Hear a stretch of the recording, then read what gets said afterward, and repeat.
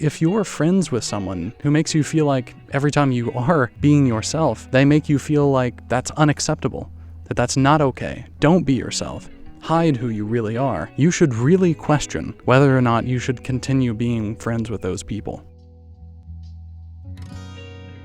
Have you ever been talking with someone about something, and the next thing you know, they're condemning you about it?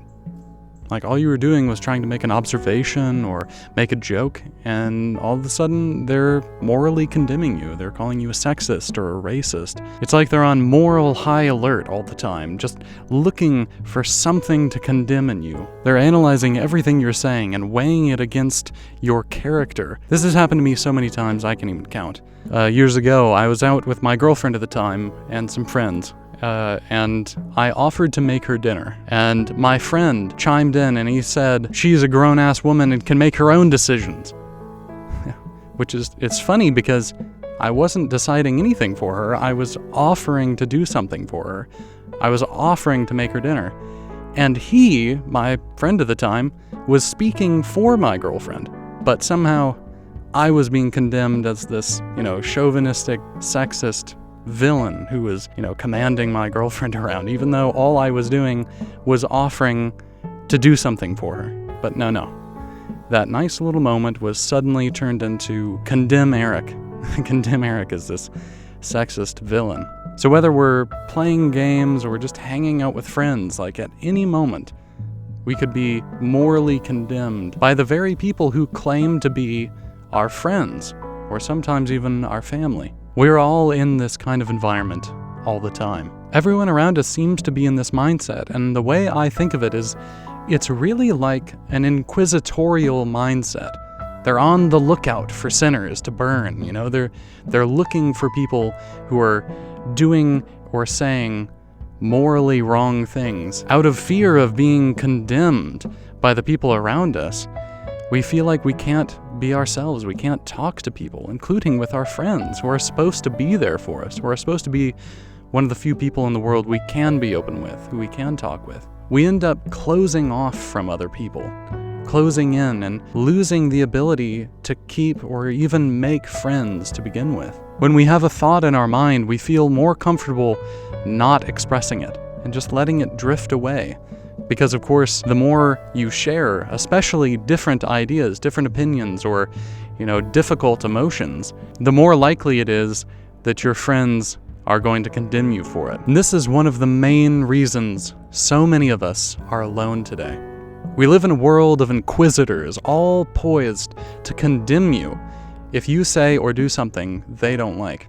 Something I'm going to be talking about later in the video is this idea of core confidence. The idea of having the courage to be yourself, even in a world that might not accept you. I'm going to talk a whole lot about it more later, but you can go down into the link in the description below and get a free guide to 5 tips to get yourself more core confidence today. Check it out. It's free.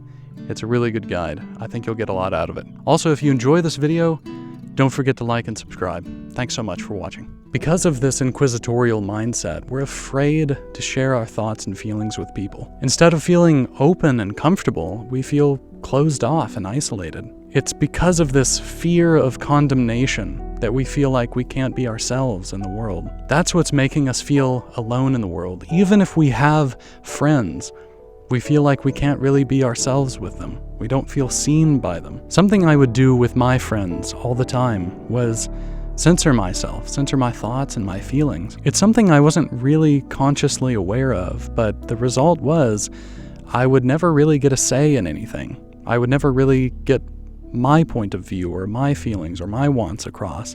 I was always meek and sort of in the background. They could say whatever they wanted, but not me, because I was afraid of being condemned. It would still happen, even though I was trying to avoid it. They didn't want to understand me. They didn't want to hear my thoughts or my feelings, so I just didn't share them. And even though I was spending a lot of my time with them, I still felt alone. And the reason for this is because I was totally unseen. I wasn't being given any visibility by anybody because I wasn't allowed to be visible. I wasn't allowed to be myself. And I was the one who was effectively making myself invisible out of fear. And since this is happening to us as we're growing up, we don't really learn that ability to be open with people and to be ourselves and to be comfortable. And because of that, we kind of don't really learn how to make friends. And this is one of the reasons why we're starting to see people who are, in their 30s or 40s and have no friends and no idea how to make friends, is because we spend much of our lives being afraid to open up to other people, and we just don't learn that skill. So we end up halfway through our life and we have no idea how to make friends. So the big question is, what can we do about it? What can we do about our own ability to feel comfortable expressing ourselves in a world of inquisitors who will condemn us for being ourselves? Something that I learned was that real friendship is really about visibility. It's about someone who really sees you as you really are, and you share that with each other. You see them and they see you. They give you visibility. And the thing is, if you're friends with someone who doesn't give you that, who makes you feel like every time you are being yourself, they make you feel like that's unacceptable, that that's not okay. Don't be yourself. Hide who you really are. You should really question whether or not you should continue being friends with those people. Because as far as I see it, by definition, they are not your friends. If your friends are not giving you a feeling of safety and a feeling of welcoming, you can come to them and you can express how you're feeling, even if it's a negative, a heavy, a dark feeling, or a thought that might not be fully digested or might be wrong. You can come to them and say, hey, I've got these thoughts, hey, I've got these feelings, and they will listen. Maybe they'll disagree with them, maybe they'll want to talk to you about it or something like that, but they won't condemn you as a person. How dare you have that feeling? That's not a friend. A friend should give you visibility and really a feeling of support. What's ironic is the very thing that we're afraid to do, which is be ourselves openly, is the very thing that will allow us to make new friends. See, we're so afraid to be ourselves, to share our feelings with people, that we end up not really leaving an impact on anyone. So if we meet someone new and we don't really show who we are, there's really no basis on which someone else can see who you really are and like it and want to spend more time with you. So if you want to make new friends, it's the very thing that you're afraid to do is the very thing that will make you new friends. You have to show who you are and be open with people in order to make new friends. If you're going to find someone to share your thoughts and feelings with, you have to overcome the fear of sharing your thoughts and feelings. And this is something that has helped me tremendously, and it's the idea of self-assertion. And what self-assertion really means is the willingness to stand up for yourself, to be who you are openly, and to treat yourself with respect in all human encounters. Self-assertion is not about being this pushy asshole. It's not about trampling over other people to get what you want. That's not what self-assertion is. Self-assertion is about bringing yourself, your true self, to every encounter. So for instance, in a world where you're worried about people condemning you for your thoughts and feelings, it's about staying true to your thoughts and feelings despite that. It means to really and truly own the idea that your life belongs to you. Sure, all these other people might hate themselves and they might want you to hate yourself too, but to assert yourself in that situation would be to stand your ground calmly and civilly and not allow their attacks on you, their condemnation, their negative emotions and their negativity to affect you. It means to really believe that you are not here on this earth to live up to the expectations of others. A lot of us are so scared to just exist in this world. You can see it just in their physical presence. Like they don't feel comfortable taking up the very space that they occupy. They're closed in on themselves. Their stance is close together. They feel uncomfortable just existing, like they don't have the right to take up the space that they inhabit. Self-assertion is the idea that you do have the right to exist, that you don't have to justify yourself to others, that these inquisitorial freaks have no right to condemn you just for having a thought or a feeling. To be self-assertive means to stand by who you are without guilt or fear, even if that means that some people around you are going to condemn you for it. To be self-assertive means to stand by who you are without fear or guilt. To be true to your authentic self, even if that means risking other people around you condemning you for it. So, how do you become more self-assertive? Well, one thing you can do right now is start being more free with your opinions. Now, I don't mean necessarily being hostile about it or something like that, just simply stating your opinions about something. I remember when I first started to do this with myself, I started to stop worrying about how people would react to my opinions, and I just started to give them and state them plainly. Like, I was hanging out with these friends and a song came on, and I really didn't like it. And so I said it. I said politely and calmly, man, I really don't like this song. They actually ended up calling me racist for not liking that song. But inside, I acknowledged for myself that I'm allowed to not like a song. That doesn't make me evil. I acknowledged to myself that the only reason they said that to me, the only reason they condemned me, was because they were uncomfortable.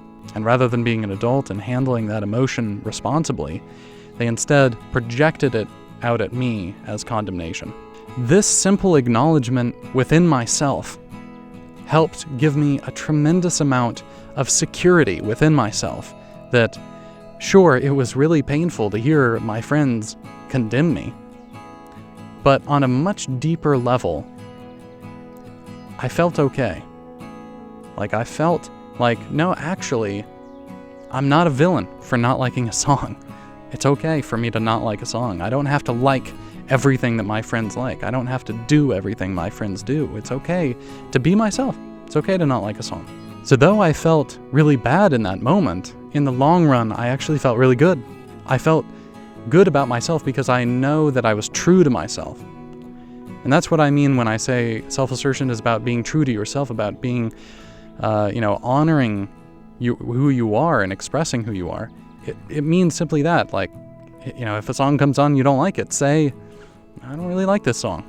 When you do this, you are giving yourself respect by being open about who you are, not hiding who you are, but just presenting who you are openly and honestly. Something else you can start to do is start questioning what it is that you want in terms of your environment or your actions.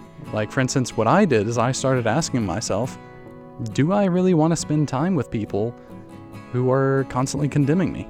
The answer, of course, was no.